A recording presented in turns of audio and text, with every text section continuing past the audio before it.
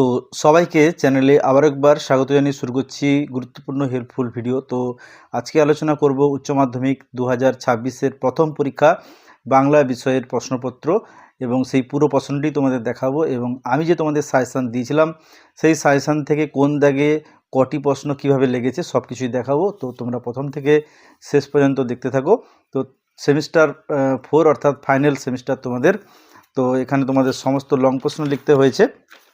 তো দেখো ক বিভাগের যে প্রশ্ন পড়েছে গল্প থেকে, এখানে যে কোনো একটি লিখতে হবে। তো দেখতেই পাচ্ছ হলুদ পোড়া থেকে নবীন চরিত্র, এই প্রশ্নটা কমন লেগেছে। আবার এখানে গৌরবীর পরিচয় এবং গৌরবীর দুশ্চিন্তার কারণ, দুটোই লেগেছে। আশা করছি তোমরা দুটোর মধ্যে একটা খুব সুন্দরভাবে লিখেছ। এরপরে যে কবিতা থেকে তোমাদের রয়েছিল প্রশ্ন, তার মধ্যে দুটো দাগ রয়েছে আমার, কিন্তু এই বি অপশান যেটা রয়েছে মৃত্যুর পাশ কাটিয়ে বাবা এলো ছেলে এলো না, এই প্রশ্নটা কিন্তু লেগেছে। হুবহু এরকমই লিখেছিলাম, এরকমই আছে। এরপরে 3-এর দাগের যে প্রশ্নের নাটক থেকে ছিল, এখানে নাটক থেকে দুটি প্রশ্ন আছে।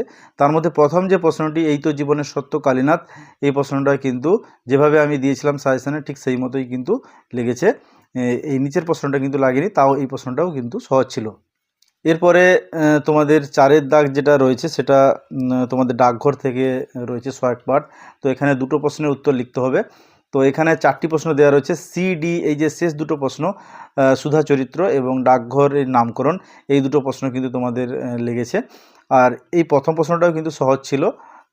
তো আশা করছি তোমরা এখান থেকে দুটোই লিখতে পেরেছো। তারপরে সাহিত্যের ইতিহাস থেকে এখানে একটি লিখতে হবে, এখানে কিন্তু দুটোই লেগেছে। আমি টোটাল 10টা প্রশ্ন দিয়েছিলাম, 10টার মধ্যেই কিন্তু দুটো লেগেছে, যে কোনো একটি এখানে লিখতে হবে। অবনীন্দ্রনাথ ঠাকুর আর একটা লিখেছে তথ্যচিত্র থেকে। এরপরে তোমাদের 10 নম্বরের যে প্রবন্ধের দাগটি আছে 400 শব্দের মধ্যে, এখানে কিন্তু প্রথম আমি যে দিয়েছিলাম সাজেশানটা পরিবেশ ও বিপন্ন মানুষ, এই প্রশ্নটা কিন্তু খুব সুন্দরভাবে লেগেছে।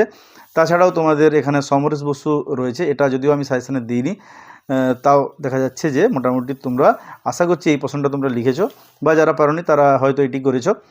তো সব মিলিয়ে তো প্রশ্ন কিন্তু খুব ভালো হয়েছে এবং প্রশ্ন লেগেছে।